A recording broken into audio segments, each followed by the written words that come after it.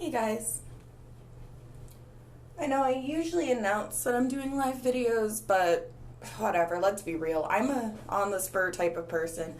Sorry if my audio quality isn't always best. Sorry if it feels like these are just out of the fucking blue, but honestly, when it comes to making videos like this, a lot of them are inspired by things I'm reading on my timeline or things I'm seeing, and I have ADHD, so I have to talk about it at that moment in time, because if I don't talk about it at that moment in time, I forget, or I forget what I need to say. So today's edition of Black Thought of the Day, I guess we can call it that, is triggers. So I'm gonna make this video available after all of this. If you guys want to ask me any questions, feel free in comments. But one of the things I've noticed, and I thought about it today, because I think a lot of Black people in America have a brand new trigger.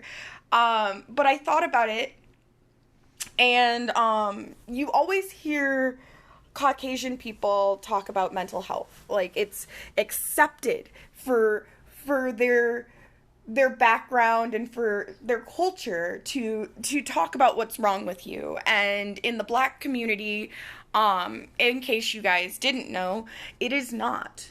It's very common for parents or even other people in your community to tell you to bury your feelings. It doesn't fucking matter. Everybody deals with shit. Like, they brush off whatever is wrong with you. Anything. Because society does. Society brushes us off and doesn't care about what's going on with us. So, nobody ever talks about our triggers or things that generally can cause problems for Black people. Things that if you say them to your Black friend, if you say them to someone in your life, you can be causing them mental turmoil and pain, and you don't even realize it, or you might not even see it, even if they tell you that you are. Because Black people's triggers are just thrown out the fucking window. People make fun of our triggers, even when we bring them up as a whole. People make fun of them. People refuse to see them. And this is having to do with several issues. I'm gonna cover a couple of them. And like I said, I'm gonna cover them. I know that these are triggers for me. There's probably more for other people of color. For Black men, there are probably different and more triggers. I just know the ones as a Black woman who's grown up in this country, who is a light-skinned Black woman. The triggers for me and what makes me so angry, I don't know how to respond. So we're going to start with one. And it's probably a trigger for a lot of people, not just Black people now. And it hurts to mention it because, I discovered this while watching a video about it. And, it still makes me want to cry to even think about. So I'm going to try and push through this so I can tell you guys. So the phrase, I can't breathe, literally out of the mouths of any Black person, makes me want to cry spontaneously. Because I know the last time I saw a man say that, he died.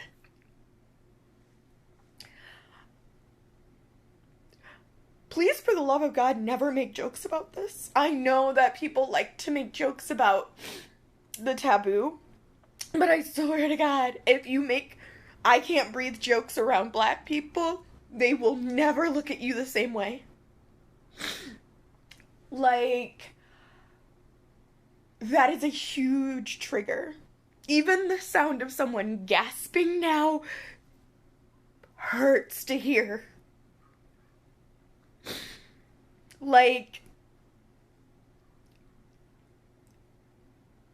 It's such a simple phrase, and it's something that you can hear in any day, and it will get, I swear, an emotional response out of every person of color, probably not even just Black people. Um, that, that sentence is so wrapped in pain and now in torture that that's all we can hear. And that's one of them. References to choking, to strangling, to things like that are now triggers to every black person in America. Other ones I've seen this week. I'm gonna make coffee while doing this, guys, because I don't function without coffee, and it's hard for me to talk about certain things, so it's easier when there's caffeine involved. Some of the other ones. So, I know this is hard for people who aren't black to understand.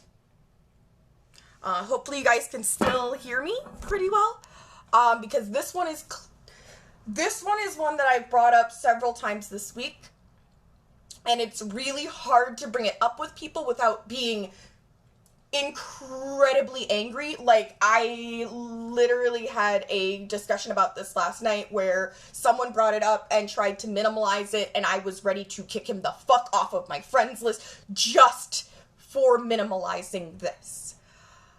So, blackface, whatever the fuck you want to call it, painting yourself black to look like a black person, no matter what reason you're doing it. I don't care if you're doing it because you think we're beautiful and you want to look like us. Don't ever paint yourself black. Don't ever paint yourself a shade of brown, more than a shade lighter, or more than a shade darker than yourself.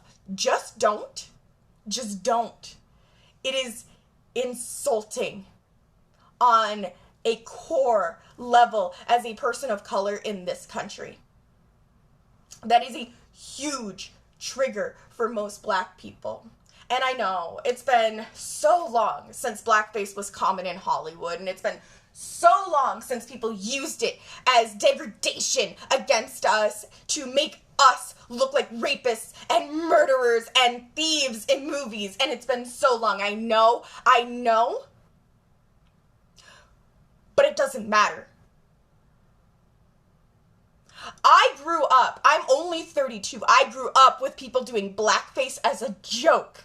That shit was not uncommon in the 1980s and early 90s. I grew up with people making fun of me and people who looked like me by painting themselves like characters, like fucking clowns. Like, I feel like I'm gonna cry again. Like, we're not clowns. We're human beings. We're not a fucking costume you can put on. Like, we're humans. It's fucked. Like, don't ever do blackface. And if you see someone doing blackface, do not defend it to a black person. It will make them so mad at you. Like, you. It will be a personal thing if you defend blackface. Like, you have to understand, defending something like that is defending someone doing the Nazi salute. Defending blackface is defending someone in a Nazi World War II uniform making a joke of it. Like, don't. It's someone grabbing the sides of their eyes and pretending they're Asian. It's just as insulting. Do not ever try to justify someone doing that. It's never okay.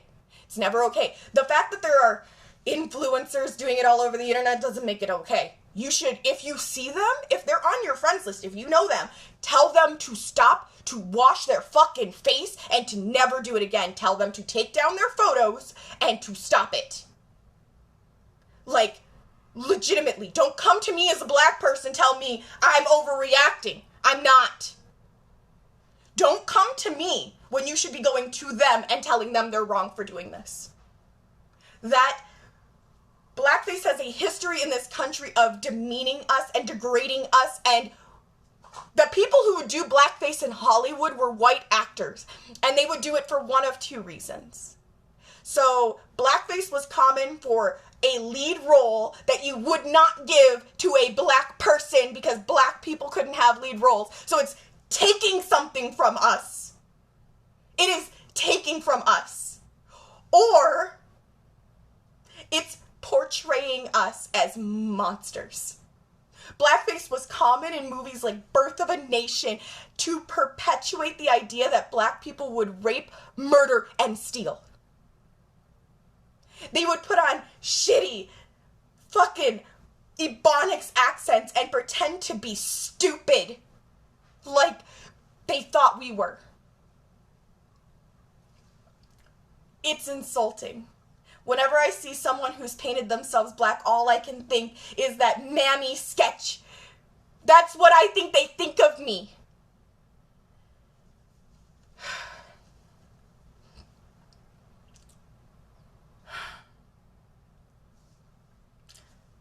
Guys, like, you literally need to stop doing that. Don't make jokes about I can't breathe. Don't fucking do blackface. Another trigger for black people is white-splaining. I know some people watching this are like, oh my god, you put white in front of a word, reverse racism. Don't come at me with that bullshit. I'm gonna explain this to you. White-splaining is when white people take a subject that they don't experience. They don't know it firsthand. Maybe they've read some books about it. Maybe they don't even fucking know. Maybe they're just going off of what they think goes on in their head. They have no real experience. None.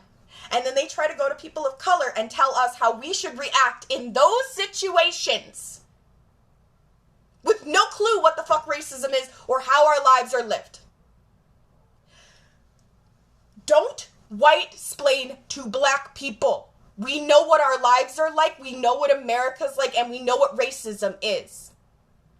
If you have not witnessed racism as a white person and you in some way, shape, or form think that it might not exist, do not ever fucking say that to a black person.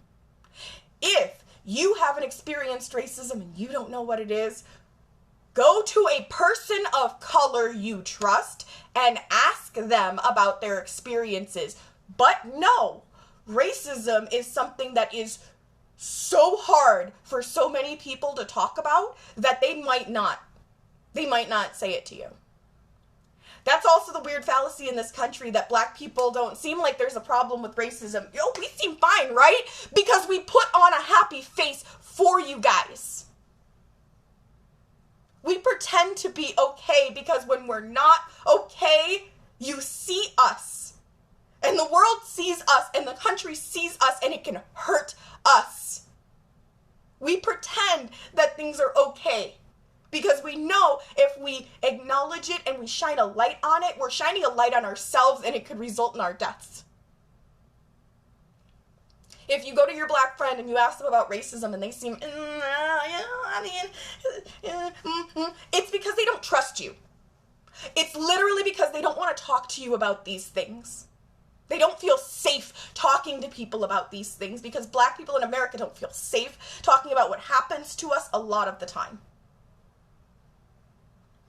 If you want your friend to actually care about you and actually trust you, reassure them it's all right to talk to you. Don't talk down to us. That's a trigger too. When people assume that I know less because my skin color is 3 shades fucking darker than theirs, it makes me feel like shit and it makes me hate them. Like, I don't know how else to put it. Like, I get a well of hate inside of me when I can tell people are judging me as being stupid based on my skin tone. I'm not fucking stupid. Yes, I can use big ass $10 fucking words. I can have a complete and put together conversation and I can slip into customer service voice and be as well spoken as you'd fucking want. But I shouldn't fucking have to do that to get respect. I should be able to be myself and still be respected as a person without putting on a fucking mask for other people to see. Talking down to black people is a trigger, I guarantee you, for every black person in this nation. It just is. Don't do it. Another one.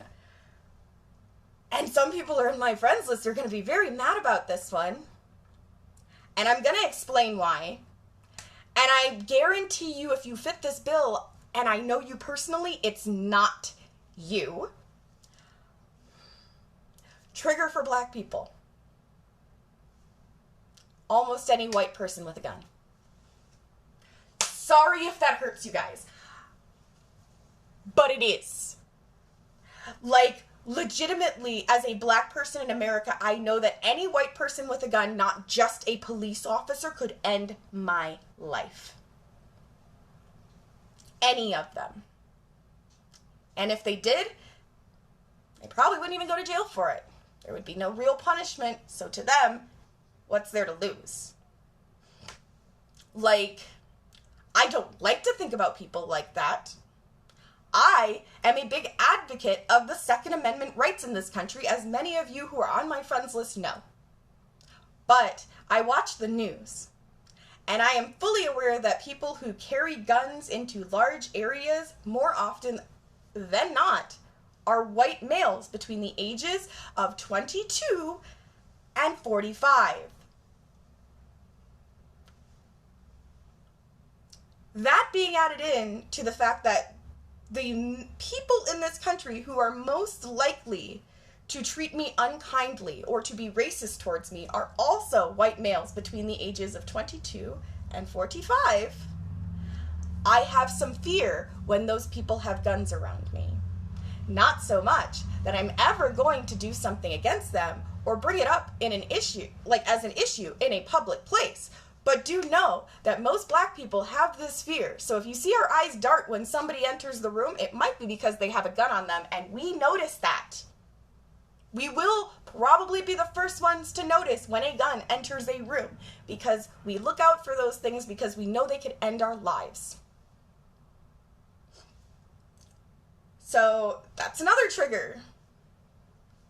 Armed white males. For real, guys. Like, I have no, like, if you're on my friends list, obviously I don't have any problems with you, and I don't think that you're, like, an incredibly dangerous person. I don't become friends with people I think are dangerous towards me. But when it comes to strangers, white guys with guns are scary. Like, I'm sorry. It frightens me, and if I'm in a situation where I don't feel comfortable, I will leave that situation, even if there's something I have to do there. We've had enough examples of seeing what the fuck happens here. There was just a shooting here in Arizona. Other triggers. Whew, this is a big one. And I'm sure most of you have probably heard this before. And if you haven't, now's a great time. Don't fucking touch people without consent. Don't touch strangers at all. That is a huge trigger for every black person I know. Every single one of us. We get touched non-consensually more often than white people do. Like, all the fucking time. People touch us because they're curious, because they think our skin tone is pretty. I've had people pet me. Not even joking. Pet me while I'm in the grocery store. This started, like, you think this isn't a huge deal because, oh goodness, I'm an adult now. I'm 32. Like, whatever. I can deal with people touching me and tell them to not do that, right? This started when I was a child. This is one of my oldest memories. Like, people touching me without my consent and without asking first or asking after already putting hands on me. Don't do this. It's wrong. It teaches black children that it's okay for them to be touched by strangers and that their body isn't their own. It takes our autonomy completely away from us and puts it in the hands of any white person who thinks that we are interesting enough to put hands on. Do not put your hands on any black person unless they've said it's okay. Don't fucking do that. Like, and most people don't have a giant issue with you asking. Like, hey, your hair's really pretty. I've never touched someone with that hair texture before. Do you mind if I touch your hair? that's an okay question. Like, curiosity is something that's important in human beings, and stating that curiosity is one of the things that will help defeat racism. When you have a bunch of questions, those questions become fear. When you can quell those fears and see things as they really are, you can move past stuff. But be prepared. If you go up to a black person and you ask, can I touch your skin? Can I touch your hair? Be prepared for them to say, fuck no. No, you cannot fucking touch me. Do not be offended. Do not just say, I asked a simple question. Your question is slightly offensive to some people. It's not offensive to all people. For instance, if somebody walks up to me and is respectful and goes, you have beautiful hair, can I touch your curls? 50-50. It's really 50-50 depending on my mood. I'll say yes or no. Sometimes I'm like, you know what? My curls are a crazy fucking color. It's not a texture a lot of people come in contact with. You know what? Go for it. I want you to see that it's not weird. It probably doesn't feel like what you think it does in your head. Like, go ahead. Like, touch it. It's soft. It's nice. Like, so now you touched my hair consensually. You don't ever have to wonder, like, what this type of curl feels like again. You know. Like, that's fine. But the other half of the time, you know what? Sometimes I'm just not in the mood to be touched. I'm a very affectionate person. I generally, like, am fine with it. But, like, you know what? Some days I'm just like, no, I don't feel like being touched by a stranger. You know, And I'll just be like, you know, generally I'm okay with it, but please don't touch me right now. I will tell you my hair is soft. Curly hair feels like all other hair. It's just a slightly different texture. It's really nice. Maybe another time. You know, I like compliments on, like, my skin and things like that. Like, people like compliments, but you have to be respectful. Like, compliments are another thing that can be triggering. Like, people don't realize that even saying something you perceive as nice to someone can be a trigger to other people. Like, it doesn't matter if you didn't mean it in a way that's insulting. Sometimes it can be. So, like, I mean, it feels like sometimes, like, you educate kids in this way, but sometimes it's important to, like, tell, you know, adults, like, be cognizant of what you're comparing people to. Don't compare black people to animals. Like, don't say their hair looks like a sheep's. Don't do that. It's insulting. Like, don't compare our skin color to dirt or mud or sand or shit like that. It's insulting. Or oil, anything like that. It's insulting. Light-skinned girls, don't compare us to food. Stop doing that. Unless we do it first. Like, if I'm like, ooh, I'm a rich cup of coffee with a little bit of cream, that's fine. That's me describing myself. That is not a stranger walking up to me and saying that about my skin tone. Or saying, like, because I've heard the weirdest shit. I've heard dudes have messaged me that I am the color of caramel and they want to lick it all off the spoon.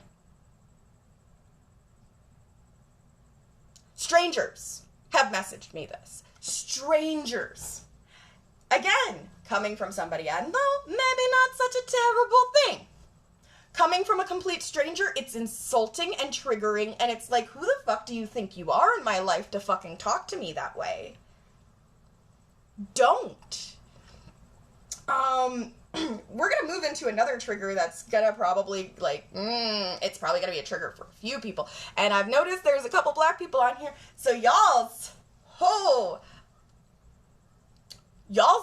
know this trigger, and I bet y'all's, if you're near your keyboards, you're probably gonna have some things to say about this. Fetishizing black people. You might think it's a compliment, it's a trigger, and it's shitty. Do not say in any regard, do not imply in any way that you are around us or interested in us because of our skin tone. Don't ever do that. It's mean and it's nasty and it makes us feel like shit. It makes us feel like we're the token in your life. You literally only were interested in a black person who agrees with you enough to keep around. Because you need one. You need one fucking base level black. Don't do that to us. If we're your friends, don't ever say shit like that. Don't reduce us to our skin tone. Don't introduce us as, this is my black friend. Don't do that. I've had people introduce me that way before. Please don't fucking do that. I might laugh in the moment. All of us will laugh in the moment because it's so uncomfortable for someone to introduce you that way. We don't want to be the asshole who's like, hey, Brad, don't ever fucking say that again. Just don't. Don't introduce us as your black friend. Don't tell us that you're talking to us because we're black. Don't fucking do that. Don't say insulting shit like, ooh, I only date black women. I'm really into that dark chocolate. Don't fucking do that. If you use the phrase jungle fever, I'm fighting the urge to kick you in the nuts. Just so we're clear, I'm fighting the urge to kick you in your nuts. Don't ever say you have jungle fever. I'm not kidding. Also, I joke about this with people and they think I'm joking, and I swear to God, every couple of months, I get this pickup line. When you find out girls are from an island, if you find out a girl's from Jamaica, do not use the stupid fucking pickup line of, oh, well, I should have known, because Jamaican me crazy, man. It's insulting. Don't reduce me to my ethnicity and the place my dad came from as the only thing you notice about me. It's gross. It's gross. It's like, for instance, if you were, say you're a blonde lady, you're 6'2", you're pretty, blah, blah, blah, blah, blah, right? And a guy comes up to hit on you, and he seems nice, and everything's cool, and then he leans in real close and goes, well, I'm happy you're interested in me, baby, because I only talk to blondes. You wouldn't feel great, would you? Because you'd know in that moment the only reason he talked to you is because of something aesthetic. He didn't talk to you because he thought you'd be an interesting person. He didn't talk to you because he liked the overall package. He talked to you because of one physical characteristic. One that you might not even have any control over. Yeah.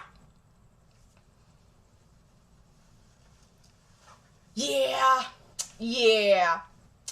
So one of the comments pointed out from my friend who has also lived in Jamaica,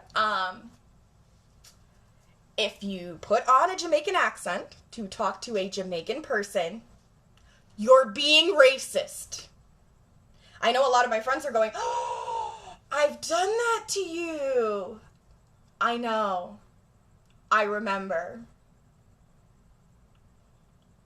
I'm being nice by not telling you you're being racist. I probably have told you, please stop, in one or more ways. It's a racist thing to do. It is the same as painting your face black and then acting like an ignorant Negro from the 1920s. Don't do it. Do not put on a fake dread cap, talk about smoking weed, and fake a patois accent. It's a giant trigger for me as a person from an island. It means you're making fun of people like me and like my dad. I don't like that. My dad is not a fucking character on TV that you can imitate. He is a human fucking being. All of us are.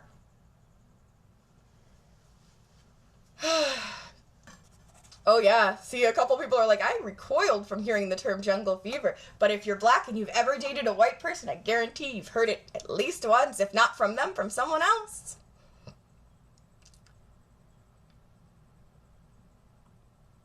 Yeah, and somebody else was like, yeah, white guys with guns are scary to them, and as a person of color, yes, it is far more terrifying because, again, any person with a gun could end your life. Why do you think I run around strapped? And I'm always cognizant of trying not to make people feel uncomfortable about me having a gun too, because I know how uncomfortable it makes me feel when people draw a lot of attention to theirs.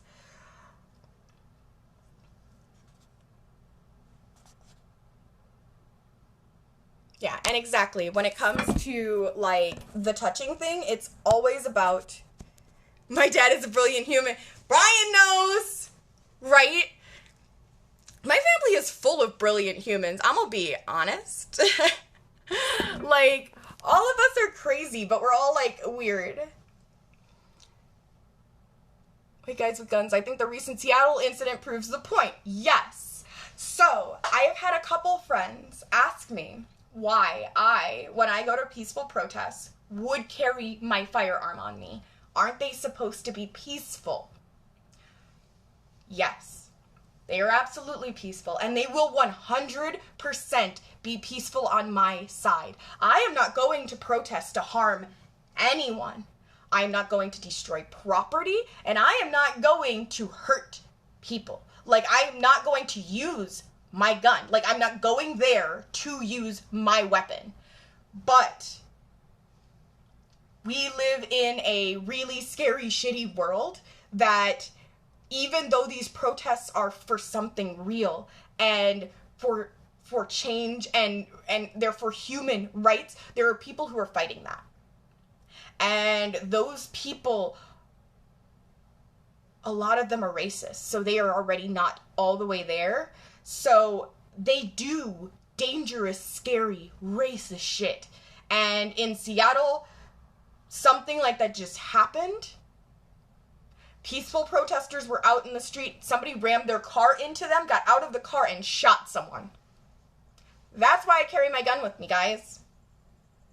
It's not so I can have something to intimidate other people. It's not because I think it makes me a badass. It's literally because I live in a state where open carry is legal, and I know that there are a lot of other people with firearms, and there are a lot of really bad people in this world. So I know, like, that whole idea of the hero with the gun thing oftentimes doesn't work, but I like to have that sense of security for myself, that if someone has a firearm and decides they might point it at me, I have an equal playing field. And that's how I look at it.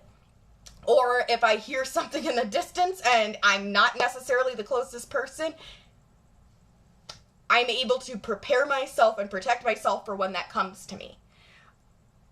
I don't have a firearm so I can kill people. I don't have a firearm to hurt someone. Like, I joke about punching Nazis and, like, killing white supremacists, but it's literally a joke, guys. I'm not going out to actively hurt anyone. But that's really one of the differences, is because you never know when other people are going out to do those things. And that's the problem. So let's see. I've covered triggers. So we covered the I can't breathe. I'm bringing that up. Please don't ever joke about that. We've covered fetishization of Black people. We have, let's see, like, we've covered guns, definitely. We've definitely covered the touching and the blackface, which is a huge one right now.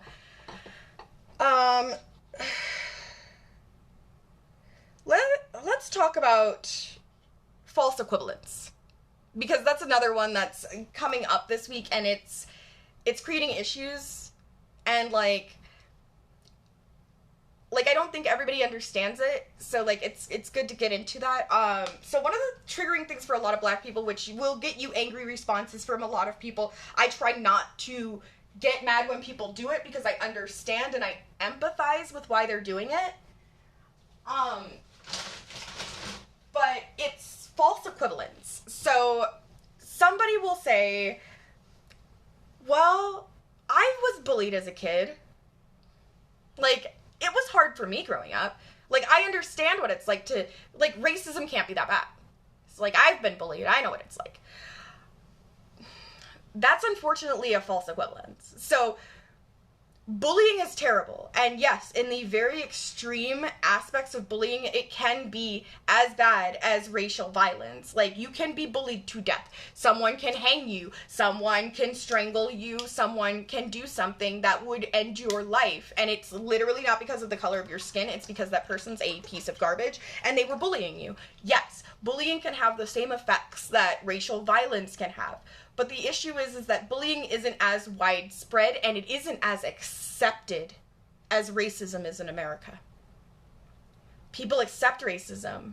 Like, people tell black people to get over it. Like, and making false equivalents like that and kind of shining over racial violence is one of the things that makes treating black people poorly acceptable. Like, racists love it when people make false equivalents like that because they don't want you to see the racist aspect. They want you to think it's just plain bullying. They want you to think that it's just the norm. Because they want to keep it normal. They want to keep this happening. Like, you can absolutely have a hard life. You can absolutely have been bullied. You can absolutely have a harder life than some black people, for sure. Like, being white and having white privilege doesn't mean that you haven't lived a hard life. And it does not even mean that your life hasn't even been harder than some or even most black people in this country. Like, there are some white people who, like, they grew up in the foster care system, they, like, had drug issues, or they were abused throughout all of their childhood, they went into jail, things like that. Like, they clearly have hard lives, and I'm never gonna say that they didn't struggle. I'm saying that being that color didn't make your struggle worse.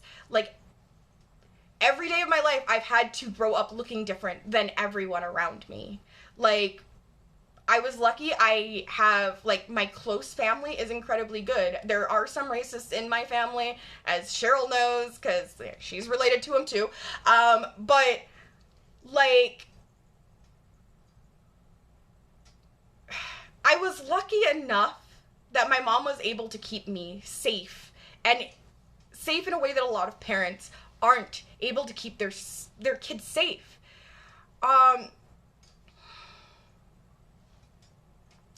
And that gave me an aspect and a way of looking at this. But it's like, I was raised not to treat people differently based on the color of their skin, but knowing that I would always be treated differently. It's a rough way to fucking be. It's sad. It causes depression. It causes a lot of fucking problems. And that goes into the bigger issue of this video, which is triggers and mental health when it comes to black people, because we never talk about those things. And, like, my cousin, she just brought up another one, which is another trigger for almost all black people I know. There are probably some, like, I'm not going to say all black people. Almost all black people I know. But there are some black people who will 100% take this one as a compliment, because of ingrained racism in the United States and ingrained racism in the black community even. Like, we were taught that shit too. But it is saying, you don't sound black. Or, like, you don't talk black. You sound white, or you sound well-spoken. Well-spoken is not a compliment that is given to white people. That's why well-spoken's an insult. Because you would never say to a white man, you're so well-spoken. You say that to black people because you don't expect it of us. So, like, that's a trigger for me. Like, you'll notice if anybody ever says that to me in your presence, I will, like, I can't help. I twinge. Like, I know it's meant as a compliment. I know people don't mean it that way. Like, but it is one of those things of ingrained racism. It's one of those things people only say because they don't expect you to be educated. Don't expect all black people to be ignorant. We're not. Not even the majority of us are. It's just what they perpetuate on TV. That's the stereotype that everybody shows. And when the news puts a black person on TV, they're usually someone who's on drugs or fucked up. And if they did that to white people, you would think all white people were stupid too. But they do that to black people. And it sucks. Like, they choose the most fucked up looking person to do interviews. And it's... And it's just to perpetuate this idea that we can't speak and we can't talk. Like, look at the man who, what was it, Amy Fowler, called the police on in Central Park. He's a good example of what black people in America are. He wasn't ignorant. He wasn't dropping F-bombs at her. He wasn't cussing at her. He wasn't sagging his pants. He wasn't listening to rap music. He's just a normal fucking guy who's out chilling in the park, taking photos, being cool. Like, he's just a normal guy like any of you guys. Like, you wouldn't expect white people to talk that way. Like, black people don't talk that way. It's just a stereotype. But, like, guys, like, one of the big issues of this is I wanted to do this video to point out that these are all triggers for black people. This all goes into the mental health of black people in America. And it's important we talk about these things. Let's see. Got a couple more comments.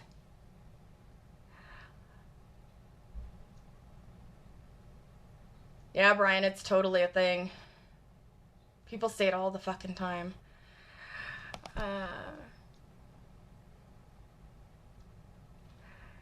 Derek goes, I'm very well spoken and I grew up getting the you don't sound black crap from other black folks. Yeah, me too. So, like, until I was an adult, I didn't really have a place in the black community. Every time I tried to enter into the black community and get closer to people who shared my background as a whole, if those people weren't related to me and weren't in my mother's friends group or were not somehow, like, attached to my family, I was not accepted. I know I don't talk like what you would expect a black person to talk like. I grew up in the suburbs. I have a Michigan accent. It's a whole thing. But, like, it's hard when you grow up and everyone tells you there's something wrong with how you're speaking. But it's not wrong. Like, you're well-spoken. It's good. It's good. One side is telling you it's great, and the other side is like, you need to stop talking so bougie and white. And it's like, you feel like you can't win in America, and it sucks. Several white people I know. Yeah. Like, the privilege issues are 100% a thing. It's really hard to argue with people who don't have money, who are from, like, backgrounds similar, because they think they haven't gotten anything from being white.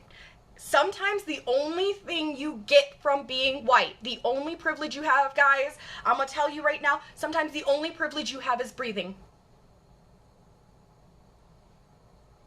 Sometimes that's the only privilege you get from being white. You don't get to die. Sometimes that means the cop gives you a warning instead of arresting you. Sometimes that means that you don't get your ass beat when you're getting put into a cop car. Sometimes that means that someone doesn't call the police on you, but chooses to allow you to leave after you've done something illegal instead.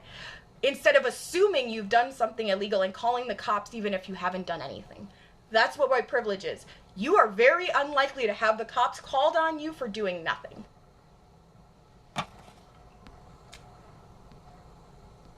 Nicholas said he's been told he doesn't sound or act Mexican. I don't know what that means either, homie. Like, people tell me that about being black, and I'm like, being black is a giant smorgasbord of being human. We are we come from the largest continent on the planet. Africa is the giant on this planet. It is huge. There's no such thing as acting black. There's no such thing as sounding black, and there's absolutely no such thing as looking black, because it's a fucking spectrum. We are everywhere. We look so different. Like, we sound so different. Like, we can have British accents, too. It's a whole thing. Dennis, I need to get ready for my shoot. I know, right? I will be starting to get stuff together very, very soon. Derek says Michigan doesn't count as an accent. He got one when he moved to Michigan. Everybody from Arizona thinks I have an accent, though. And everybody's like, you sound so weird. Like, it sounds off. Are you from somewhere strange? Are you from Wisconsin? You from... And then I'm like, does it sound like a Canadian accent, guys? And they're like, yeah, and I'm like, people in Michigan have Canadian accents.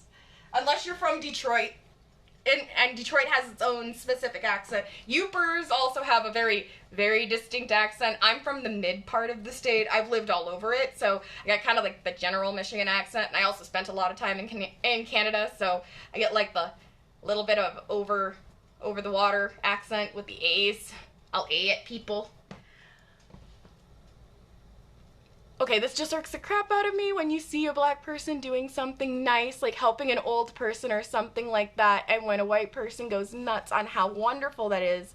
Like, black people can't be nice, and it gets on. Yeah. So that's a whole thing. So this was pointed out to me by a friend recently, and like there's a great speech about this in American Gods. But it all has to do with racism. When a white person does something bad, white in this country is assumed to be good. So they are a good person who just did something bad. But when a black person does something good, we're already assumed to be bad people. So that black person did something good, but it's only a matter of time until that motherfucker shows his true colors. And that's how our country sees us. It sucks. But that's how America runs. Like, we need to get out of that idea. People are people. The color of your skin doesn't determine good or bad, but we have had hundreds of years of brainwashing this. If you grew up watching Westerns, you grew up watching race propaganda, guys. Like, it's so ingrained in our society. Black means bad. White means good. Black hat, villain. White hat, hero. Like, we associate dark, black, night, secrets, danger, fear, badness. We associate white with light, happiness, revealing of things, air, kindness, brightness, warmth. We need to stop. We need to stop. These things might be relational when it comes to like the daytime and nighttime. They are not relational when they come to people. Darker people aren't worse than lighter people. Like, that's just, oh God, I hate fucking colorism along with racism. It's all a huge thing.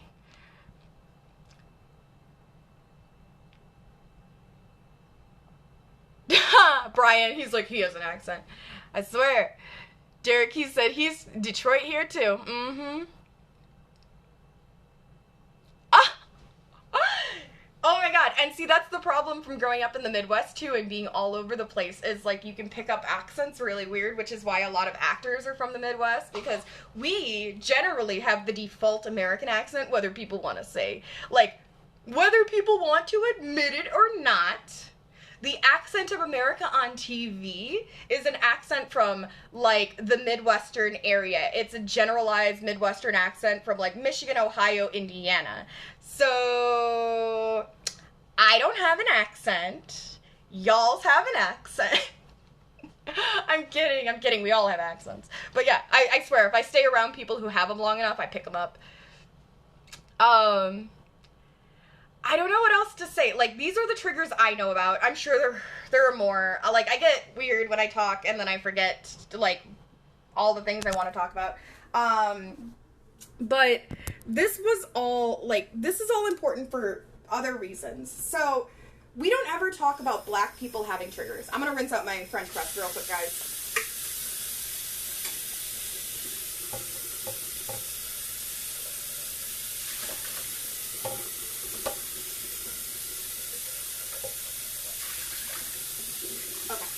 So, we don't talk about black people having triggers in this country because nobody wants to admit that black people have mental health problems as well.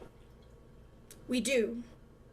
We actually have a higher mental health, like, percentage, like, for people than even white people do. And there's clear reasons for that. Like, We face police violence. We face institutionalized racism. It's a lot of fucking pressure, guys. The suicide rates for people of color, they're too high.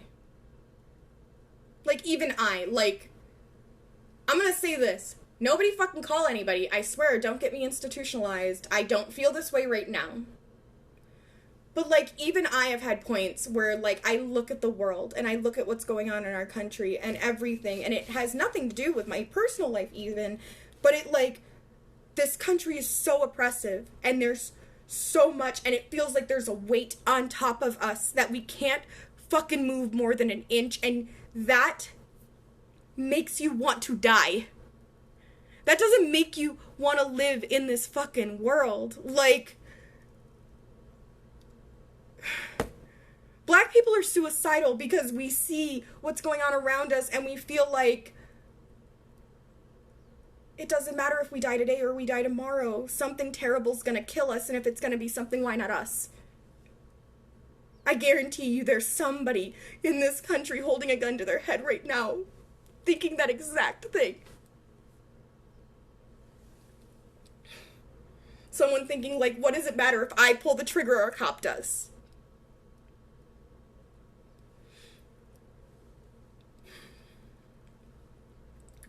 I don't know how to do it, but one of the things that I've wanted to do for years for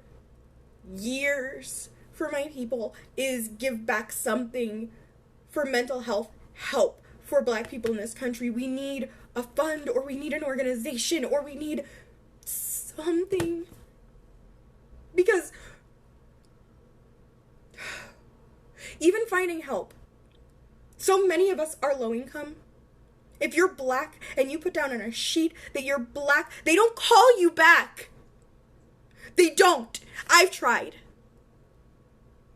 Like, I deal with other things except, like, not even just including the racism thing. Like, I have anxiety, depression, and ADHD, and those are things that are part of me all the time. And you know what? My anxiety might be a large part of growing up in America and Black, but, like, as a Black person trying to find help, and I see my white friends, and they call the same fucking numbers, and people answer for them, they can get help. And when I ask for it, people don't believe me. I had a doctor once, I told him I had depression, and he told me he didn't think so, because I was too upbeat to be depressed. I don't know how to explain to a medical professional that I plaster on a fucking smile because America makes me. Because if I'm not smiling, people tell me that I look upset, and that makes them angry at me. Like,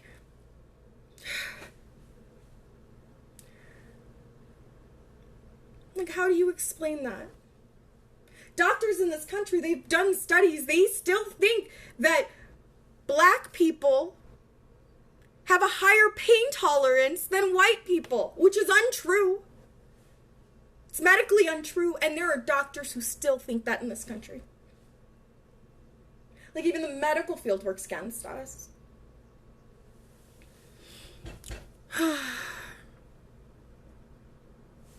Yeah, Jamar definitely probably could help me pull off that, or at least get me in contact with some people. But, like, for the longest time, I've realized that's what we need in this country, is, like, we need some type of help. Like, we do. Black kids are killing themselves, guys, because of all this shit I mentioned. All these triggers, they deal with them every single day. And it's so much. Like, it's so much for, like, my family members who are mentally healthy people to deal with. I can see their pain. I see what they go through. I hear them cry, too. But, like, dealing with all of this and depression and mental illness when you already feel like you want to die and the world is telling you to, it's so much. Some days, I swear to God, the only thing that keeps me alive is spite. Knowing this world wants me fucking dead and I will not give it what it wants. Like,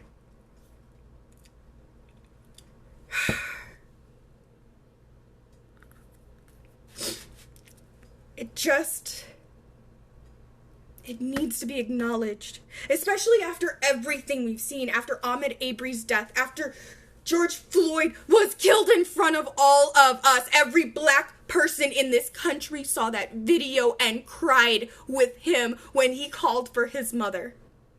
We all felt that. We all knew that if we were in a situation like that, we would do the same. We would be calling out for our moms. And all of us are afraid that one day that'll happen to us. We are all going to be dealing with PTSD from seeing that. And nobody's going to want to call it that. Nobody is going to want to acknowledge the post-traumatic stress disorder that every black person in America is going to have after seeing one of us choked out for 8 fucking minutes. Knowing that it could be us next. Knowing it could be your dad or your brother or your grandpa, your son. Like,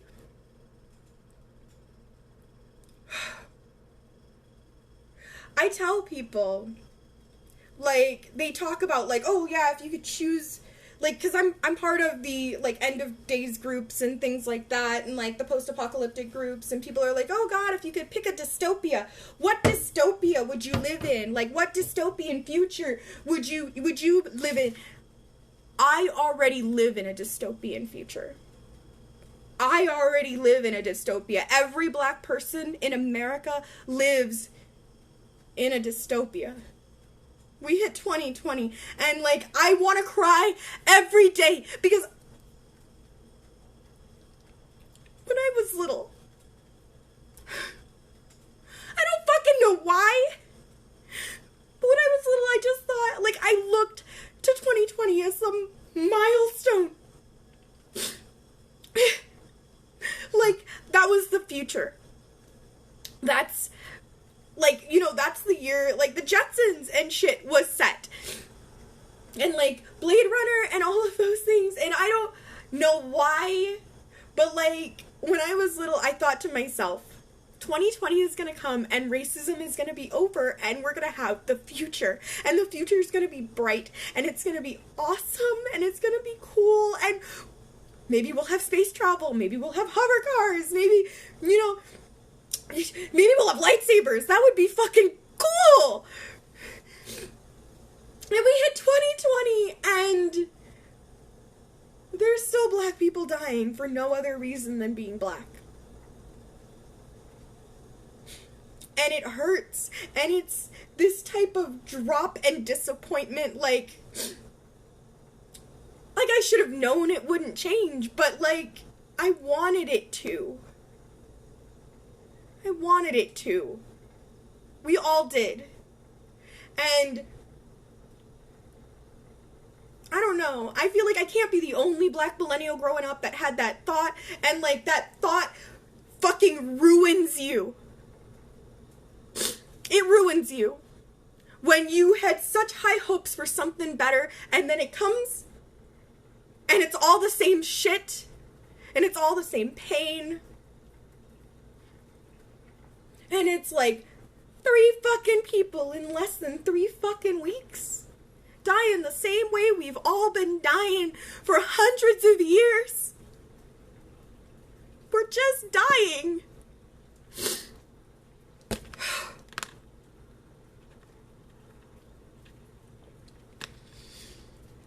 Yeah, guys. Triggers. Please, please be aware of them.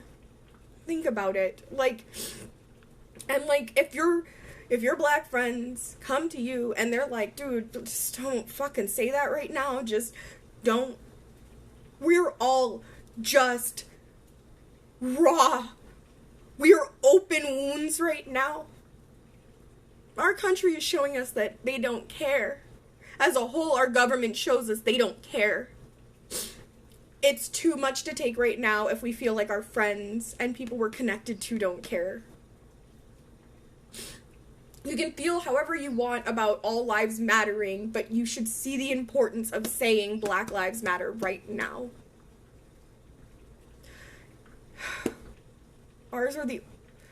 Ours are the lives that this country doesn't respect, and ours are the lives that have no fucking value anymore. It feels like this country realized it couldn't buy and sell us anymore, and when it couldn't use us monetarily, we just became useless. We're not.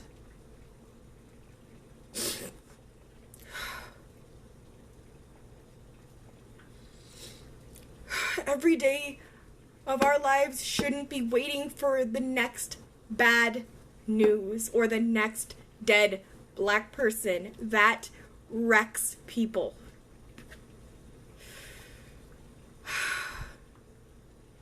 And guys, like, no, your black friends are trying to help. Like, all of us, like, I see my timeline. We're all speaking out. Every black person I know, even the ones who don't want to get in the middle of this, are talking. They're sharing information. Like, I know a photographer who has deleted his Facebook profile at least 6 times. Because every so often someone comes in with some dumb shit because he's a big black guy and maybe they're scared or maybe they have issues or, ooh, they took too deeply that he was like, can I get you food after your shoot? Like, would you like something to eat? Like, because coming from a black person, that's scary somehow. So he has deleted his Facebook like 6 times because he doesn't want to be a problematic black man. He doesn't want to be an issue or a bother. But he won't do it this time, and he's speaking out now because he can't stand by. And, like, even people on the sidelines who don't want to be a part of this are jumping in, and it's like, people have to realize that, like, and that's another trigger for me, and it probably isn't for a lot of black people, but calling Black Lives Matter a political movement is a trigger for me. And this is going to be the last one I talk about, guys. It's a trigger. Because Black Lives Matter isn't a political stance. What the fuck can we vote on to make Black Lives Matter? What the fuck are people voting against to make us not? It's not political in any way, shape, or form. It's human rights. Nobody wants to call this what it is, and it's a moral issue. Like, not standing by black people right now means you have an issue with your morals. Politics are like, how much money are we going to put into schools next year? Are we going to build a new fire station? Are we going to legalize weed? Not are we going to continue to shoot black people who are unarmed? Not are we going to continue to make excuses for why this is okay? That's not a political stance. That's a stance against human beings. I have been losing my shit on people who are calling Black Lives Matter a political movement, and I will probably continue to because I can't handle it anymore, guys. It's not politics. My life isn't politics. It doesn't matter if I'm a Republican or a Democrat. I don't care. Like, I was a Democrat almost all of my life. I'm not like a Black Lives Matter now because I follow the Black Lives Matter movement and because I believe in it because I'm a black person. Like, it's not a political stance. It's not like, anarchy is a political stance. That's a political stance. Anti-fascism is an actual political stance. Why are we calling Black Lives Matter a political stance when there are several others going on right now that you can point out? Like, look at it. Please. Thank you guys for listening to me. I hope that y'all who have made it through this video are actually going to take some of this stuff to heart. I swear, these are some of the things that if they could just be understood or people can help, they can make our world better. Like, mental health help for people of color in this country is something that is overdue and is so needed. We are all dealing with trauma. And sometimes, like, if some of us, like, lose our shit on you because you just asked a simple question, like, please just give us space, give us sympathy, know that it's not us just being a bad person at you or being mean to you or something. Like, sometimes people have triggers that it's like, maybe you're the 10th person who's messaged the same thing to this person and they're just done. Maybe they're just trying to go on with their day. Maybe they're trying to take a fucking shower. Like, I legit don't really sleep anymore because every couple minutes my phone dings with something. Like, I've had to start, like, ignoring messages, but my messenger, like, sometimes pushes them all the way down to the bottom, so I have to, like, go back and go through. It takes me over, like, an hour and a half daily just to go through my, like, at section on my page. Like, just to respond to what's going on, and I have to do that several times during the day. Like, I lose, like, 3 or 4 hours straight in my day just going through the stuff from the previous day and responding to it. I'm putting in the work and effort to try and educate people, to try and make this world a better place. I'm trying. So many Black people are trying. We're fighting. We're not just burning shit, and we're not just in the streets screaming. Like, we're online. We're making this point. A lot of people are, like, are contemplating joining in the next election and running for elected office. Like, this is important. Like, shit, if I wasn't, like, doing the type of photos I do on the internet, I probably would be running for elected office. Like, representation is one of the most important things in our country. Like, we need that. We need understanding. It's important. Thank you, guys.